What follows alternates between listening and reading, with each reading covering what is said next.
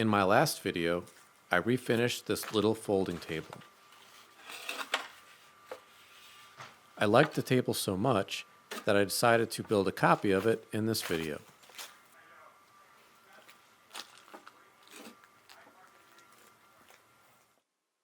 I began by cutting up a 2x4 into strips to make the legs for the table. I haven't built a lot of furniture from scratch, so I decided just to use the cheap 2x4 instead of some fancy wood, just in case I made some mistakes, which I did.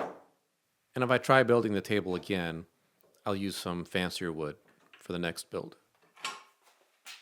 Once I had the legs cut to length, then I worked on these joints in the two corners of one of the leg assemblies.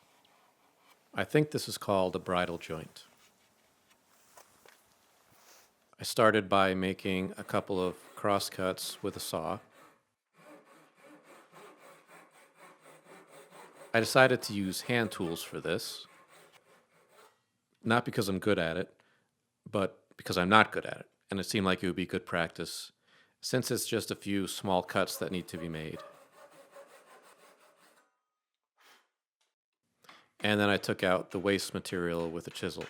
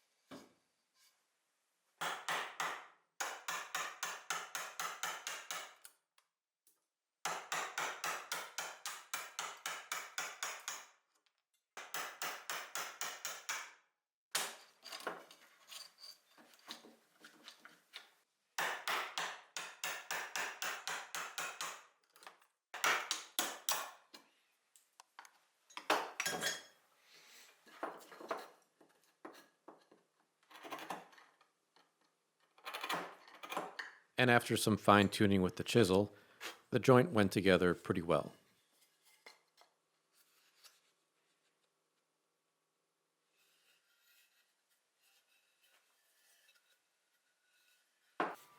I couldn't tell how these joints were put together on the original table, but it was probably either a dowel joint or mortise and tenon. I decided to go with the dowel. To do this, I just had to drill a couple of holes. The only tricky part is to make sure that they're centered. I was able to drill one of the holes on the drill press, which helps to make sure that it's straight.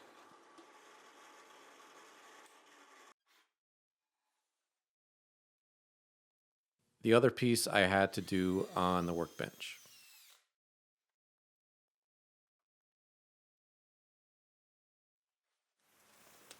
The legs have a bunch of notches cut into them, and this allows the legs to come together and fold up.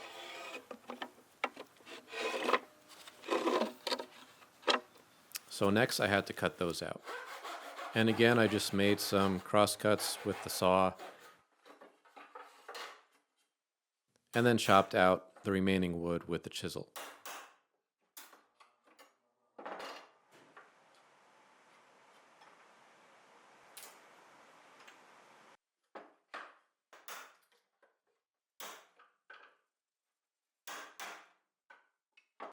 Then I could glue the leg assemblies together.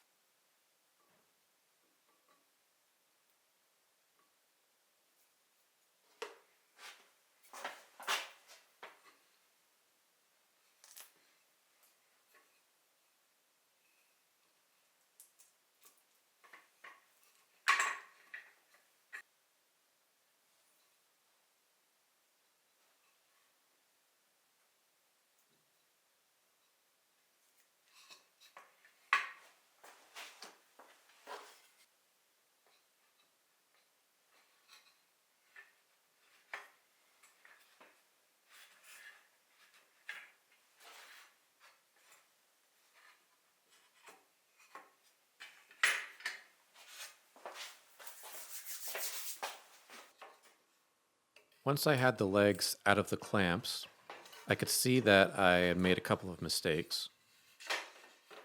The first was this top cross piece was supposed to be a little farther up. It needs to be closer to the top cross piece because there's a screw that goes through the top and into the lower leg assembly, and that just keeps them together when they fold up. And this is the shot of the original table, not the copy that I'm building. So I needed to close that gap a little bit. And to do this, I just cut out a little filler piece and glued it to the top of the leg. And after I got it on there, I actually kind of liked the way it looked.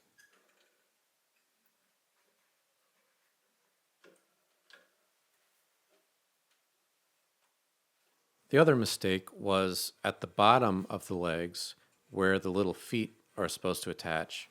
I actually cut it backwards. I cut a slot there, but there should really be a tenon sticking out that would fit into a slot on the foot.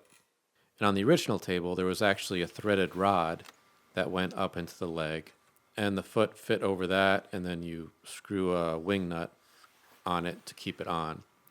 I chose not to go that route because I don't need the foot to be removable, so I thought this would be a better way.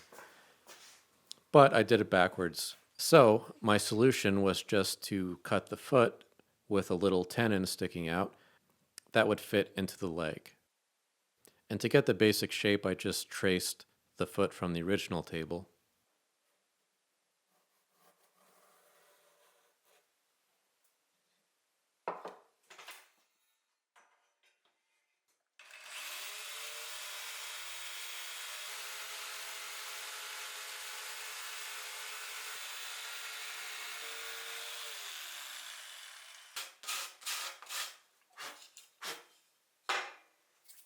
But this ended up not being a good design because that little tenon sticking out of the top of the foot was really weak, especially with this soft wood I was using. So it ended up breaking off a couple of times and I had to reglue it. If I make this table again, I'll figure out a better design. For the top, I used a pre-cut pine tabletop. You can buy these at places like Home Depot. The original table had a plywood top, and this top was about the same size as the original top, but it was thicker, about twice as thick. So I wasn't sure how that would look, if it would look too heavy, but I decided to give it a shot. Once I had the legs all put together, then I could start assembling, and I used a couple of hinges to attach the leg to the top, and this allows it to fold up.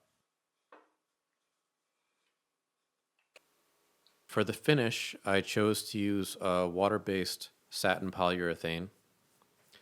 I usually use oil-based polyurethane because I like the slightly amber or yellowish color that it adds to woods in most cases.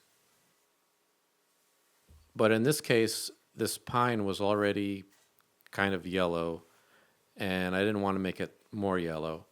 So I went with the water based, which doesn't add any color to the wood.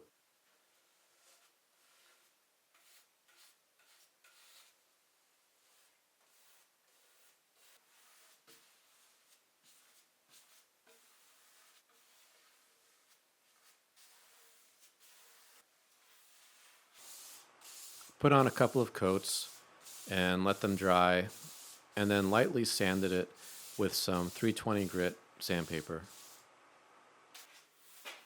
and then put down a final coat.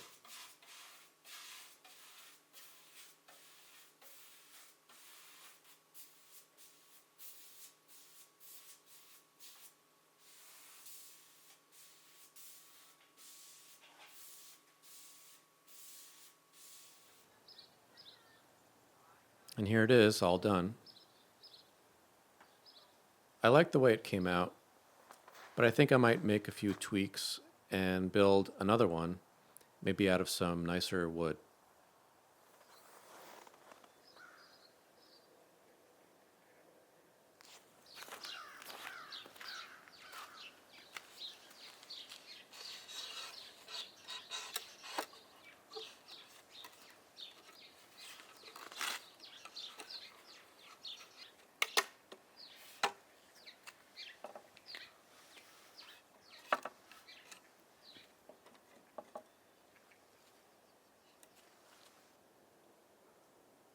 Thanks for watching.